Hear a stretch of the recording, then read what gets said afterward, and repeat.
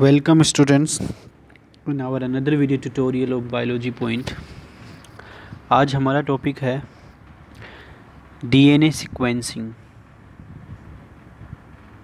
Of Sanger method.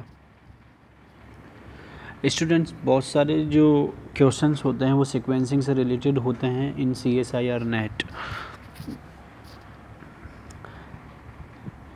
और sequencing का सीधा सा मतलब होता है कि अगर आपको कोई भी डीएनए सैंपल दे दिया जाता है, क्योंकि CSIR जो है बेसिकली प्रैक्टिकली क्वेश्चंस पूछता है।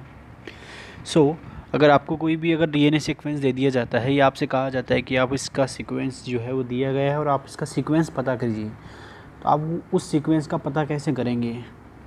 तो इसके लिए अलग अलग साइंटिस्ट ने अपने अलग अलग मेथड दिए हैं।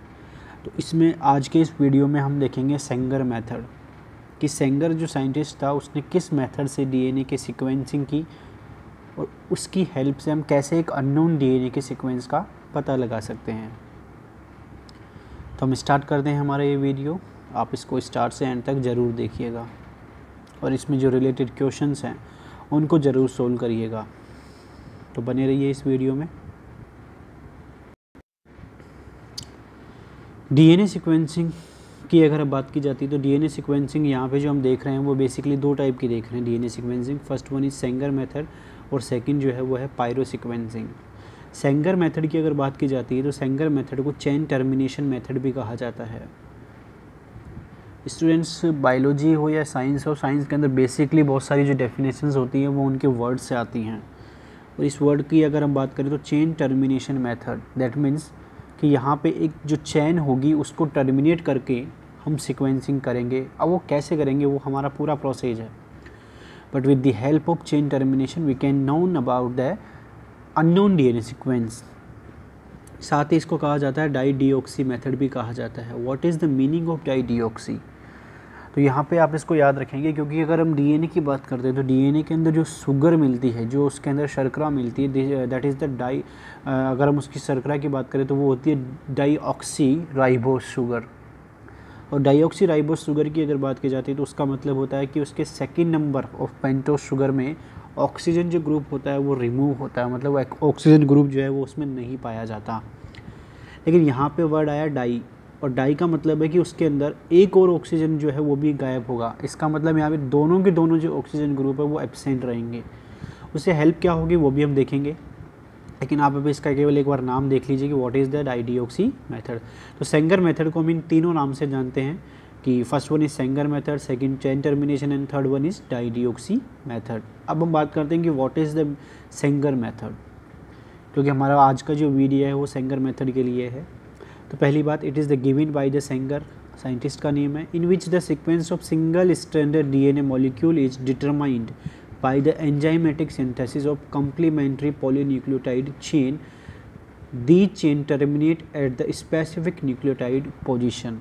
यानी कि इसमें हम क्या करते हैं कि एक सिंगल स्ट्रैंडेड जो डीएनए मॉलिक्यूल होता है उस सिंगल स्ट्रैंडेड डीएनए मॉलिक्यूल से हम एक नया कम्प्लीमेंट्री पॉलीन्यूक्लियोटाइड जो चेन होता है वो तैयार करते हैं। और उस कम्प्लीमेंट्री पॉलीन्यूक्लियोटाइड जो चेन होती है उससे हम हमारे डीएनए की सीक्वेंसिंग करते हैं, मतलब उससे हम हमारा अननोन डीएनए सीक्वेंस पता करते हैं। तो ये एक डेफिनेशन पार्ट है। अगर आपसे अगर कोई डेफिनेशन वे में अगर सेंगर मेथड पूछता है तो आप इसको ऐसे बताएंगे। लेकिन अगर हम इसको सिंपल वे में अगर देखें तो what is the Sanger method, तो सेंगर मेथड के अंदर हम क्या करेंगे आपको मैं बता दूँ कि यहाँ पर आपको एक अननोन डीएनए सीक्वेंस दे दिया जाएगा। उस अननोन डीएनए सीक्वेंस से एक एंजाइमेटिक प्रोसेस आप उसको कह सकते हो कि जिसमें हम बहुत सारी कुछ चीज़ें जो है वो ऐड करेंगे। उसमें हम डीएनटीपीज ऐड करेंगे, डीडीएनटीपीज ऐड करेंगे उसके अंदर। देन उस अननोन डीएनए सीक्वेंस से आप पहले तैयार करोगे कम्प्लीमेंट्री डीएनए सीक्वेंस, जिसे हम पूरक डीएनए सीक्वेंस भी कहते हैं। और उस कम्प्लीमेंट्री डीएनए सीक्वेंस से फिर हम पता करेंगे अननोन डीएनए का सीक्वेंस। तो इस तरीके से इसको हम कहते हैं चेन टर्मिनेशन या डाई डीऑक्सी मेथड। तो इट इज़ द डेफिनेशन। अभी कैसे इसको हम प्रोसीड करते हैं तो वो पूरी की पूरी टेक्निक्स आपको इस वीडियो में देखने को मिलेगी, इसलिए इस वीडियो को आप देखते रहिए और चैनल को सब्सक्राइब करना ना भूलें। तो हम बात करते हैं यहाँ पे what is the meaning of dioxy and dideoxy. तो पहले अगर हम बात करें कि आपने देखा होगा कि डीएनए की अगर हम बात करते हैं तो जो डीएनए होता है वो कुछ इस तरह से हमें देखने को मिलता है। ये डीएनए बेसिकली हमें देखने को मिलता है अगर हम डीएनए की बात करते हैं तो, ठीक है। तो इसमें से क्या होगा कि एक जो ये जो चेन है ये this is the polynucleotide chain, एक सिंगल जो चेन आपको दिखाई दे रही है। इसी तरीके से एक डीएनए के अंदर 2 पॉलीन्यूक्लियोटाइड चेन होगी, तो उसमें से एक जो चेन होगी उस एक चेन का एक एंड होगा 5 प्राइम एंड और एक होगा 3 प्राइम एंड। क्लियर बात है यहाँ पे। तो अब हम देखते हैं उसी 5 प्राइम 3 प्राइम एंड के बारे में ही हम यहाँ पे देखने जा रहे हैं, मतलब एक सिंगल न्यूक्लियोटाइड जो चेन है उसका ही ये रूप है। क्लियर बात। तो देखते हैं इसमें होता क्या है। तो ये नॉर्मल स्ट्रक्चर है कि जो नॉर्मल स्ट्रक्चर जो डीएनए में मिलती है उसी के बारे में बात हो रही है।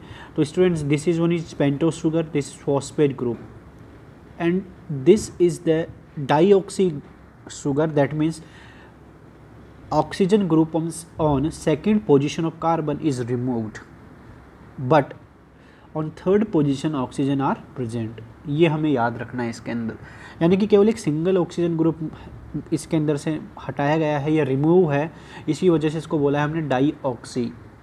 लेकिन ध्यान रखना ये फॉस्फेट ग्रुप के साथ में अटैच होता है, दैट मीन्स ये फॉस्फोडाइएस्टर बॉन्ड जो है वो बनाता है और इस तरीके से ये कंप्लीट एक डीएनए की जो चेन है उसका फॉर्मेशन ही कर लेता है, क्योंकि नॉर्मल स्ट्रक्चर है, इसमें हमने किसी भी प्रकार का कोई चेंजेस नहीं किया है।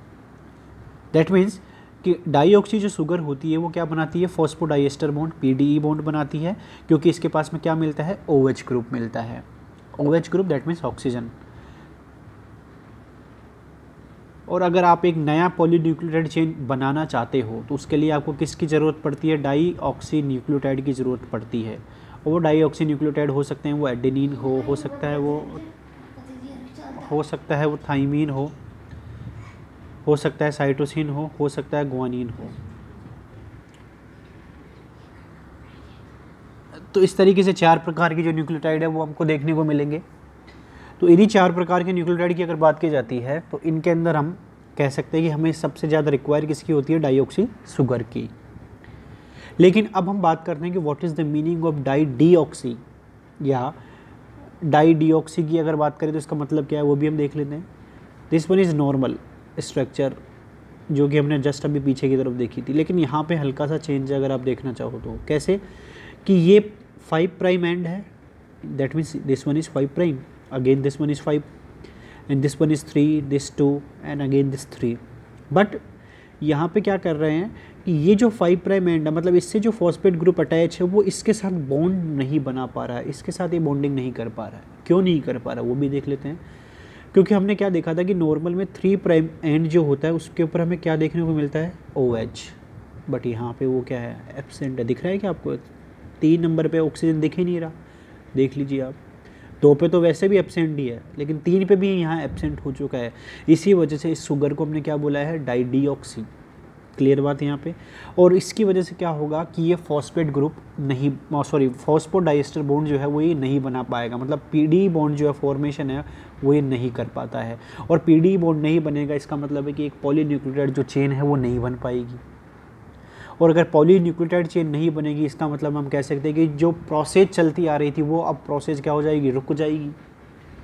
यानी कि हम जिस टेस्ट ट्यूब के अंदर ये न्यूक्लियोटाइड जो कि हम कह सकते हैं कि डीऑक्सी न्यूक्लियोटाइड है, जैसे ही हम इसको ऐड करेंगे तो जो प्रोसेस पहले से चलती आ रही थी वो प्रोसेस इसके ऐड करने के बाद क्या हो जाएगी, स्टॉप हो जाएगी। इसलिए इस मेथड को हमने क्या बोला है, चेन टर्मिनेशन मेथड बोला है। क्लियर बात है यहाँ पे। तो अब देखते हैं इसमें होता क्या है आगे। तो this one is the process जिसको हम डिटेल में यहाँ पे हम देखने जा रहे हैं।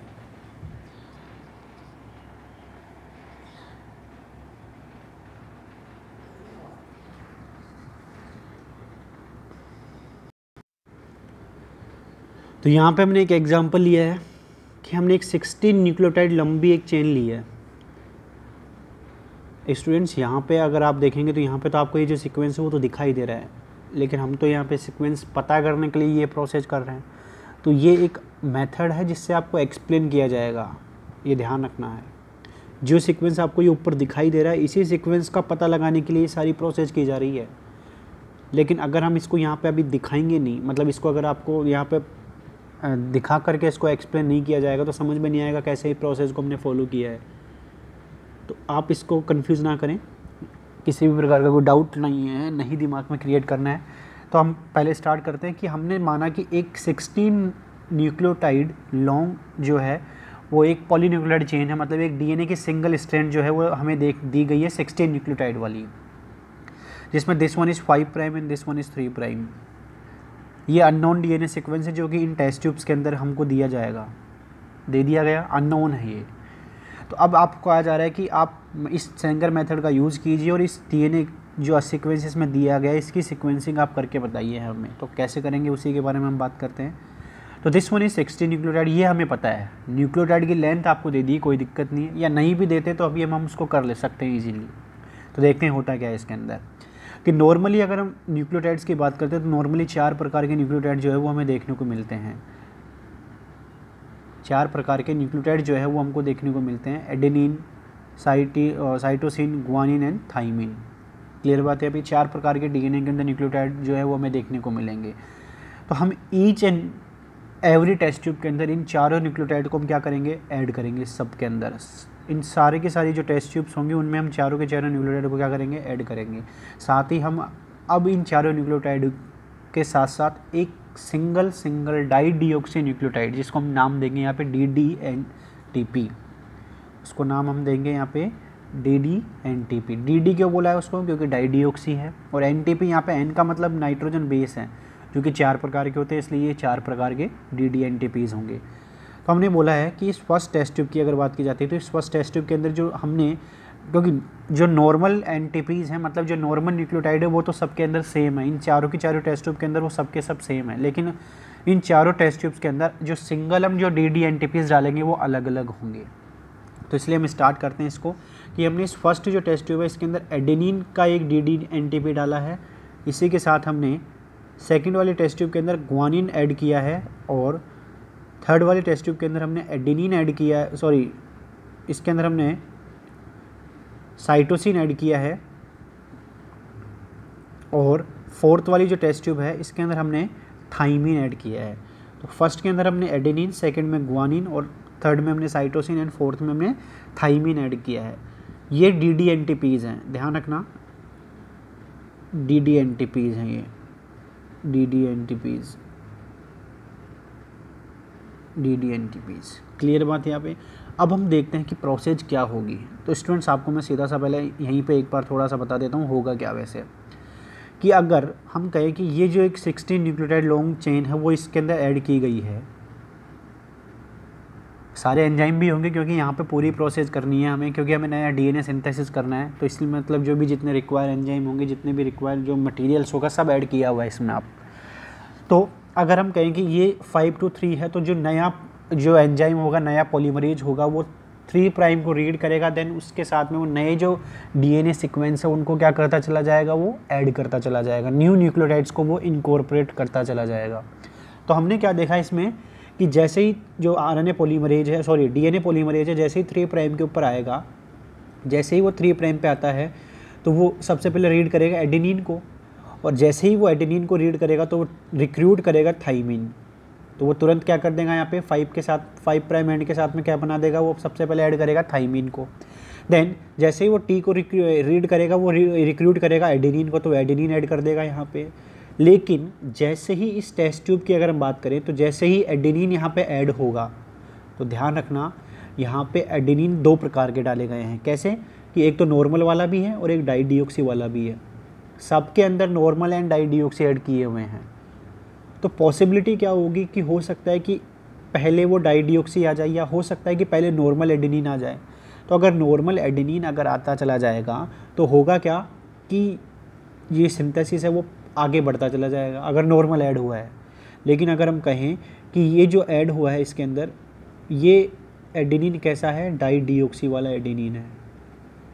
ध्यान रखना कि इसके अंदर जो ऐड हुआ है एडेनिन, वो डाई डीऑक्सी एडेनिन अगर होता है तो इससे फ़ायदा या नुकसान क्या होगा वो हम देखते हैं। कि क्योंकि इसके पास में क्या है, फॉस्फोडाइएस्टर बॉन्ड बनाने की कैपेबिलिटी नहीं है। इस एडेनिन के पास में फॉस्फोडाइएस्टर बॉन्ड बनाने की कैपेबिलिटी नहीं है, तो मतलब अब चेन जो है वो इसी जगह क्या हो जाएगी, टर्मिनेट हो जाएगी, रुक जाएगी। मतलब आगे की जो न्यूक्लियोटाइड है वहाँ तक तो पॉलीमरेज पहुँच ही नहीं पाएगा। तो इसी तरीके से ये जो प्रोसेस है वो फॉलो की गई है। कैसे कि जितनी बार ये एडेनिन इसके अंदर आएगा, इस वाले टेस्ट ट्यूब की बात करें कि जितनी बार ये पॉसिबिलिटीज़ हो सकती है तो उतनी हमें लंबी लंबी जो चेन्स हैं वो देखने को मिलेंगी। तो on the basis of possibility हम पता करेंगे सीक्वेंस का। ध्यान रखना यहाँ पे जो भी हम चारों टेस्ट ट्यूब के अंदर काम करेंगे ये पॉसिबिलिटीज़ होंगी कि हाँ हो सकता है कि पहले वो केवल 2 के साथ ही काम करे, हो सकता है वो आगे तक बढ़ जाए, हो सकता है ये पूरा पहले नॉर्मल बना जाए। तो ये पॉसिबिलिटीज़ है और इन्हीं पॉसिबिलिटीज़ के बेस पे हम क्या करेंगे, डीएनए सीक्वेंस का पता लगाएंगे। तो ये आपको याद रखना है। नेक्स्ट, तो हमने पॉसिबिलिटीज़ की एक बात की, तो पॉसिबिलिटीज़ की अगर हम बात करें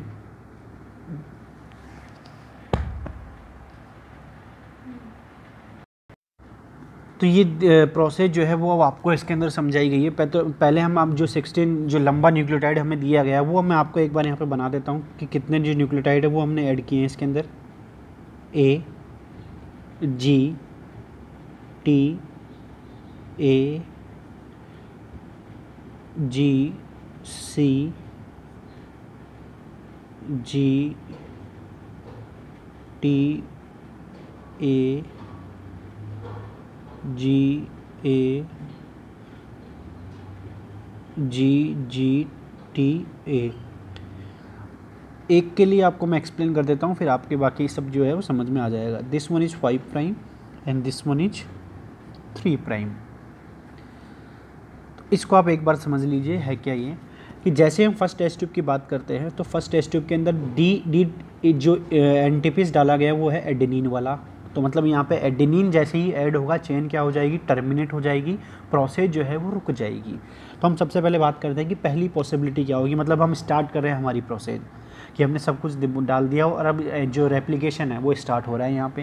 तो देखते क्या होता है कि जैसे ही पहली पॉसिबिलिटी की बात की जाती है तो पहली पॉसिबिलिटी के अंदर क्या होगा कि जो हमारा डीएनए पॉलीमरेज है वो एडेनिन को रिक्रूट करेगा, मतलब सॉरी एडेनिन को रीड करेगा और क्या रिक्रूट करेगा वो थाइमीन। थाइमीन को जैसे ही रिक्रूट करेगा नेक्स्ट वो रीड करेगा थाइमीन को और वो क्या रिक्रूट करेगा एडेनिन। और इस एडेनिन को हमने माना है डीडी मतलब डाईडीऑक्सी। तो पहली पॉसिबिलिटी क्या हो जाएगी कि पहला जो स्ट्रैंड बनेगा वो बनेगा टी और ए वाला। तो ये पहली पॉसिबिलिटी आ गई क्योंकि यहीं पे क्या हो जाएगी, चेन जो है टर्मिनेट हो जाएगी क्योंकि आगे नहीं बढ़ पाएगा वो, ये पॉसिबिलिटी है सेकंड। और सेकंड पॉसिबिलिटी की बात की जाती है तो सेकंड पॉसिबिलिटी के लिए मैं एक बार वापस ड्रॉ करता हूँ, सॉरी वो रिमूव हो गया। A G T A G C G T A T G A G G T A. This one is 3 and this one is 5। तो पहली पॉसिबिलिटी तो हमने देख ली थी। सेकंड की बात करते हैं तो सेकंड में हमने क्या माना कि वो इसको रीड कर रहा है, रिक्रूट कर देगा थाइमीन को, इसको रीड कर रहा है रिक्रूट कर देगा एडेनिन को, इसको रीड कर रहा है रिक्रूट कर देगा साइटोसिन को, इसको रीड कर रहा है रिक्रूट कर देगा साइटोसिन को, एडेनिन को रीड करेगा रिक्रूट कर देगा थाइमीन, जी को रीड करेगा रिक्रूट कर देगा सी। लेकिन जैसे ही वो टी को रीड करेगा रिक्रूट क्या करेगा वो एडेनिन। और जैसे ही एडेनिन को वो रिक्रूट करता है मतलब जैसे ही एडेनिन ऐड होगा वापस चेन क्या हो जाएगी, टर्मिनेट हो जाएगी। इसका मतलब ये सेकंड जो सीक्वेंस है हमें इतना लंबा देखने को मिलेगा, ये सेकंड पॉसिबिलिटी है क्योंकि इसके आगे प्रोसेस नहीं हो पाएगी। थर्ड की बात की जाए तो थर्ड के अंदर क्या होगा, यहाँ तक तो उसने रीड कर ही दिया। थर्ड पॉसिबिलिटी की बात करें तो उसके आगे वो क्या करेगा, एडेनिन को रीड करेगा और क्या रिक्रूट करेगा थाइमीन। जैसे वापस वो थाइमीन को रीड करेगा क्या रिक्रूट करेगा वो एडेनिन। तो वापस एडेनिन जैसे ही यहाँ पे ऐड करेगा तो वापस ये चेन जो है वो क्या हो जाएगी, टर्मिनेट हो जाएगी। तो थर्ड सीक्वेंस इतना लंबा हमें देखने को मिलेगा। फिर आगे बात करते हैं कि आगे पॉसिबिलिटी और है तो वापस वो ग्वानिन को रीड करता है क्या रिक्रूट करेगा साइटोसिन, साइटोसिन को रीड करके जी लाएगा, जी को रीड करके वापस लाएगा वो सी, ए को रीड करके लाएगा थाइमीन और टी को रीड करके लाएगा ए। और जैसे ही वो ए लेके आएगा वापस चेन क्या हो जाएगी, टर्मिनेट हो जाएगी। तो फोर्थ पॉसिबिलिटी ये भी हमें देखने को मिल रही है। ये चारों पॉसिबिलिटी जो हमने यहाँ पे देखी है वो हमने देखी है डी एंटीपीज के साथ कि मतलब जैसे ही डी एंटीपीज ऐड होंगे चेन जो है वो टर्मिनेट हो जाएगी। लेकिन मैंने ये भी तो कहा है कि इसमें नॉर्मल भी तो ऐड किया हुआ है। तो नॉर्मल अगर ऐड है मतलब नॉर्मल एडेनिन अगर ऐड है तो चेन टर्मिनेट होगी नहीं। तो इसका मतलब पूरा का पूरा जो डीएनए सिंथेसिस है वो भी देखने को मिलेगा हमें, क्योंकि स्टूडेंट्स पॉसिबिलिटी दोनों प्रकार की हो सकती है ना। नहीं तो आप ही हमसे पूछने लग जाओगे कि ये क्या हुआ, आप तो बस DDNTPs की बात कर रहे हो, क्या उसके अंदर नॉर्मल नहीं है? नॉर्मल भी है। तो हमने क्या देखा कि फिफ्थ जो सीक्वेंस हमने देखा है वो हमने क्या देखा कि वो पूरा का पूरा उसने DNA रीड कर लिया है, और पूरा का पूरा DNA रीड करके उसने जो नया कॉम्प्लीमेंट्री है वो तैयार कर दिया। तो इस वजह से हमने इसको पूरा का पूरा 16 लेंथ का तक इसको बनाया है। इसलिए हमने क्या देखा कि अगर हम फर्स्ट टेस्ट ट्यूब की बात करते हैं तो पॉसिबिलिटी हमें कितनी दिखाई दे रही है, 5 प्रकार के जो हमें चेन्स हैं वो देखने को मिल रही हैं। इसी तरीके से सेकंड की बात करते हैं तो सेकंड के अंदर हमने क्या देखा है कि सेकंड जो हमने ऐड किया है उसके अंदर DDTP है G वाला, मतलब इसके अंदर हमने G को जो है वो डाईडिऑक्सी बनाया है, और G को अगर हम डाईडिऑक्सी बना रहे हैं तो हमें यहाँ पे आवश्यकता पड़ेगी C की, क्योंकि C को वो रीड करेगा तभी तो G को वो रिक्रूट करेगा, और C इस पूरे की पूरी चेन के अंदर केवल एक ही है। तो इसका मतलब यहाँ पे केवल एक सिंगल पॉसिबिलिटी है चेन के टर्मिनेशन की, तो इसलिए एक सिंगल बैंड हमें देखने को मिल रहा है, लेकिन नॉर्मल G भी तो ऐड है इसमें, तो इस वजह से पूरा का पूरा लेंथ वाला जो बैंड है वो भी हमें देखने को मिलेगा। ये बात क्लियर, थर्ड पॉइंट। और थर्ड के अंदर हमने क्या देखा है यहाँ पे कि थर्ड में हमने ऐड किया है यहाँ पे C, थर्ड के अंदर हमने जो ऐड किया है वो ऐड किया है यहाँ पे डाईडिऑक्सी, कौन सा? C वाला, और C वाले ऐड होने की वजह से हमें यहाँ पे आवश्यकता पड़ेगी G की, मतलब जितने G होंगे उतने ही C आएंगे। तो G आप देख लीजिए कितने हैं, 1 2 3 4 5 6, तो हमें 6 प्रकार की चेन जो है वो देखने को मिलेंगी। तो देखो एक ये रही, सेकंड 2 3 4 5 6, तो 6 प्रकार के लेंथ वाले सीक्वेंस जो है वो हमें देखने को मिल गए। और अगेन एक नॉर्मल है तो नॉर्मल वाला भी हमें देखने को मिलेगा फुल लेंथ का। क्लियर बात है यहाँ पे? ये स्टूडेंट्स ध्यान रखना, इसमें मैंने थोड़ा सा भी कन्फ्यूजिंग अगर हम हो जाएंगे ना तो ये समझ में नहीं आएगा, और कन्फ्यूज़ नहीं होना इसके अंदर। हमें नॉर्मल प्रोसेस से ही इसको काम करना है कि हमने DDNTP जितने ऐड किए हैं, जैसे ऐड किए हैं, बस उसी के बेस पे चेन जो है वो टर्मिनेट होती रह जाएगी। एंड फोर्थ की अगर हम बात करते हैं तो फोर्थ में हमारे पास है T, मतलब T वाला हमने DDP इसके अंदर ऐड किया है, तो इसलिए हमें आवश्यकता क्या पड़ेगी यहाँ पे A की, मतलब जितने A होंगे उतने ही तो T आएंगे, और उतने T आएंगे तो चेन उतनी बार ही क्या होगी, टर्मिनेट होगी। तो हमने क्या देखा कि एक A कितने हैं, पहले एक बार वो काउंट कर लेते हैं, तो 1 2 3 4 और 5, तो 5 प्रकार के जो है वो हमें क्या देखने को मिलेंगे, बैंड देखने को मिलेंगे, 5 प्रकार की चेन देखने को मिलेगी। तो देख लीजिए, एक तो ये रही, second, third, fourth and fifth. और दूसरी बात रही नॉर्मल की, तो नॉर्मल में होता क्या है कि नॉर्मल में वो पूरा रीड करता है। तो आपको पता होगा कि यहाँ पे लास्ट में एडेनिन है, तो इसका मतलब इसमें चाहे आप नॉर्मल ऐड करो चाहे आप DDP ऐड करो, इसके आगे तो कुछ है ही नहीं, तो इसका मतलब आगे तो कुछ बनेगा ही नहीं, तो इसलिए इसमें जो लास्ट वाला जो है वो एक ही बनेगा।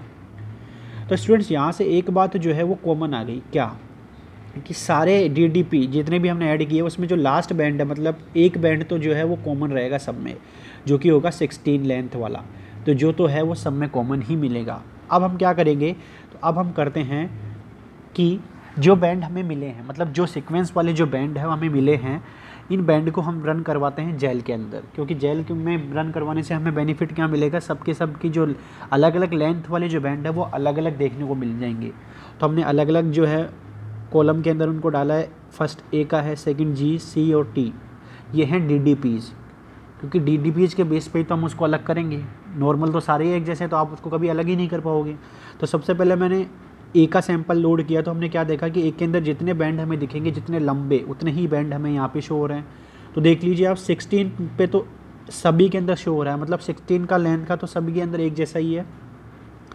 इसी तरीके से हम A के अंदर टोटल की बात करें तो एक हमें दिख रहा है 16 न्यूक्लियोटाइड लंबा, एक दिख रहा है 14 न्यूक्लियोटाइड, एक दिख रहा है 9 न्यूक्लियोटाइड के साथ, और एक दिख रहा है 7 और एक दिख रहा है 2 का।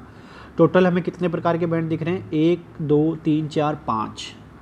क्लियर बात यहाँ पे। इसी तरीके से हम G की देखें तो G में भी 2 हैं, 1 और 2।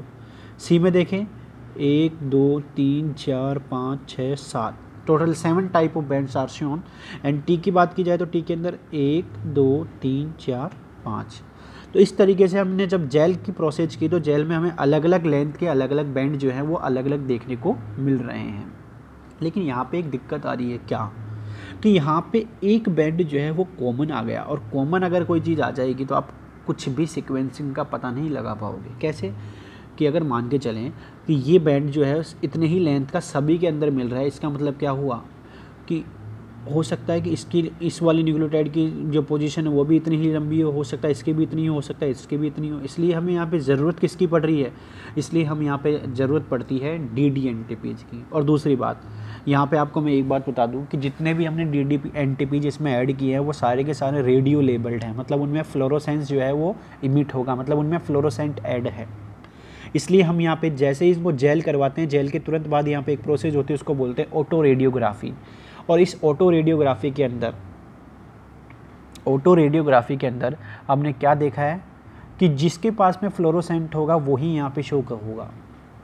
और सबसे बड़ी बात आपको मैं बता दूं कि इस पूरी प्रोसेस के अंदर जितने भी हमने डी एनटीपीज ऐड किए हैं वो सारे के सारे क्या हैं, फ्लोरोसेंट लेबल्ड हैं, मतलब सारे के सारे जो है वो फ्लोरोसेंट लेबल्ड है जितने भी डी एनटीपीज हैं।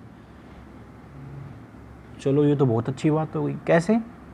क्योंकि डी एनटीपीज जो है वो फ्लोरोसेंट लेबल्ड है, तो जितनी बार वो इनकॉर्पोरेट होंगे उतने ही बैंड हमें देखने को मिलेंगे। अगर जितनी बार डी एनटीपीज ऐड हुए हैं तो उतनी बार ही चेन का जो है टर्मिनेशन देखने को मिलेगा और उतने ही बैंड हमें देखने को मिलेंगे। तो उससे बेनिफिट क्या होगा? उससे बेनिफिट ये होगा कि केवल डी एनटीपीज वाले बैंड्स ही जो हैं वो हमें चारों की चारों टेस्ट ट्यूब में देखने को मिलेंगे, जो कि हमें यूज़फुल होते हैं हमारे लिए पता लगाने के लिए कि कैसे आप जो सीक्वेंसिंग है वो कर पाओगे। तो जैसे ही हमने इसको ऑटो रेडियोग्राफ किया तो हमने क्या देखा कि हमें टोटल अलग अलग जो कॉलम वाले बैंड थे वो अलग अलग देखने को मिल गए। तो देख लीजिए आप, ये ए का बैंड जो कॉलम है ये जी का है, ये सी का है और ये टी का है। तो इस तरीके से हमें अलग अलग लेंथ के जो कॉलम है वो देखने को मिल रहे हैं। तो हमने क्या देखा कि टोटल हमें इतने टाइप के बैंड देखने को मिले और सबकी जो पोजीशन है वो अलग अलग भी आई होगी, क्योंकि अगर सबके बैंड जो हैं वो एक पोजीशन पे मिलेंगे, मतलब एक कॉमन लेंथ के अगर वो बैंड अगर हमें देखने को मिलेंगे तो उसका मतलब क्या हुआ कि ये जो न्यूक्लियोटाइड है वो सही तरीके से ऐड नहीं हुए। और अगर अलग अलग लेंथ पे वो हमें देखने को मिल रहे हैं, इसका मतलब ये है कि इन्होंने अपना फंक्शन सही तरीके से किया है और सही जगह से ही चेंज जो है वो टर्मिनेट हुई है। तो आप देख लीजिए कि आपने जो 16 न्यूक्लियोटाइड लॉन्ग जो डीएनए सीक्वेंस लिया था उतने ही आपको बैंड देखने को मिलेंगे, और अगर उतने बैंड आपको देखने को मिल रहे हैं इसका मतलब हमारी जो प्रोसेस है वो बिल्कुल राइट है। तो देखते हैं एक बार। तो आप देख लीजिए कि इस जगह आपको देखने को मिल रहेगा कि जो फर्स्ट बैंड आ गया, फिर इसके बाद में आपको देखेगा सेकंड नंबर, फिर देखेगा थर्ड, फिर फोर्थ, फिर फिफ्थ, 6, 7, 8, 9, 10, 11, 12, 13, 14, 15 एंड 16। और सब हमें अलग अलग मतलब रैंडम देखने को मिल रहे हैं। इसका मतलब क्या हुआ कि हमारे डी एनटीपीज ने काम सही किया है और जो हमने जितना लंबा ऐड किया है उतने लंबे हमें बैंड भी मिल गए। तो मतलब ये हुआ कि एक के बाद में 2 नंबर का जो ये सीक्वेंस है वो एडेनिन है, फिर इसके बाद में ये जो है वो ग्वानिन है। तो इस तरीके से हम कह सकते हैं कि ये इस लाइन के अंदर जो है वो अरेंज हैं। और इनको फिर हम रीड करते हैं कैसे कि जो 1 नंबर वाला जो सिरा होगा इसको हम रीड करेंगे 5 प्राइम पे और इसको रीड करेंगे ऊपर की तरफ 3rd प्राइम पे। तो इस तरीके से हम नया कॉम्प्लीमेंट्री सीक्वेंस जो है वो बना लेते हैं। और देख लीजिए आप कि नया कॉम्प्लीमेंट्री जो सीक्वेंस है वो बन चुका है अब यहाँ पे।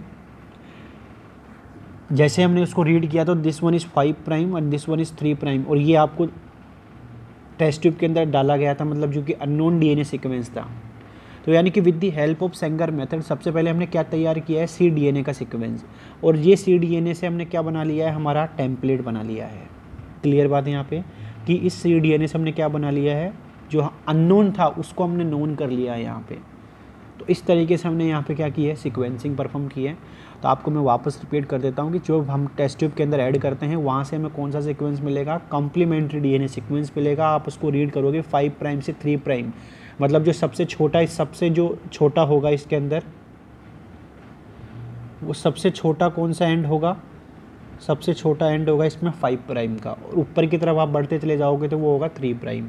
तो इस वजह से जब आप रीड करोगे तो आपको रीड करने से यहाँ पे क्या मिलेगा, आपको रीड करने से यहाँ पे मिल जाएगा कॉम्प्लीमेंट्री सीक्वेंस, और इस कॉम्प्लीमेंट्री का आप क्या बना लोगे, DNA sequence, template DNA sequence. और आप इसको मैच कर सकते हो, जो आपने स्टार्टिंग में लिया है ना ये उसी के जैसा है। क्लियर बात है यहाँ पे। तो इस तरीके से हम सेंगर मेथड की सहायता से एक अननोन डीएनए के सीक्वेंस का पता लगाते हैं। अगर आपको ये वीडियो वाकई में समझ आया है, अगर मतलब किसी भी प्रकार का अगर कोई डाउट नहीं रहता, तो अब आपको एक क्वेश्चन दिया जा रहा है इस वीडियो के अंदर, इस क्वेश्चन को आप सोल्व कीजिए। वही मेथड, वही प्रोसेस जो इस वीडियो में हमने बताई है वही यहाँ पे फॉलो होगी। और जैसे ही आपको ये आंसर मिल जाता है आप मुझे कमेंट बॉक्स में आंसर ज़रूर बताइएगा। इससे मुझे ये लगेगा कि मैंने जो वीडियो बनाया है वो आपको समझ में आया है। इस मेथड में आपको मैं बता दूँ इस क्वेश्चन में क्या दिया गया, आपको दिया गया है ये ऑटो रेडियोग्राफ। क्लियर बात है यहाँ पे। और ऑटो रेडियोग्राफ के अंदर आपको क्या दिया हुआ है कि सीक्वेंस दे दिए आपको डीएनए के कि हाँ हमें इतने बैंड मिले हैं, तो आप इनको नंबर दे दीजिए छोटे से ऊपर तक। और नंबर देने के बाद आप क्या करेंगे, कम्प्लीमेंट्री बनाएंगे, और कम्प्लीमेंट्री के बाद आप क्या कर लेंगे, अननोन डीएनए सीक्वेंस का पता लगा लेंगे। तो आप इसका आंसर मुझे कमेंट बॉक्स में दीजिए। मैं उम्मीद करता हूँ सभी इस वीडियो को देखने के बाद इसे आंसर ज़रूर करेंगे। फिर भी अगर आपके पास कोई डाउट रह जाता है तो आप मुझे कमेंट बॉक्स में पूछ सकते हैं। थैंक यू स्टूडेंट्स इस वीडियो को देखने के लिए। Thank you so much.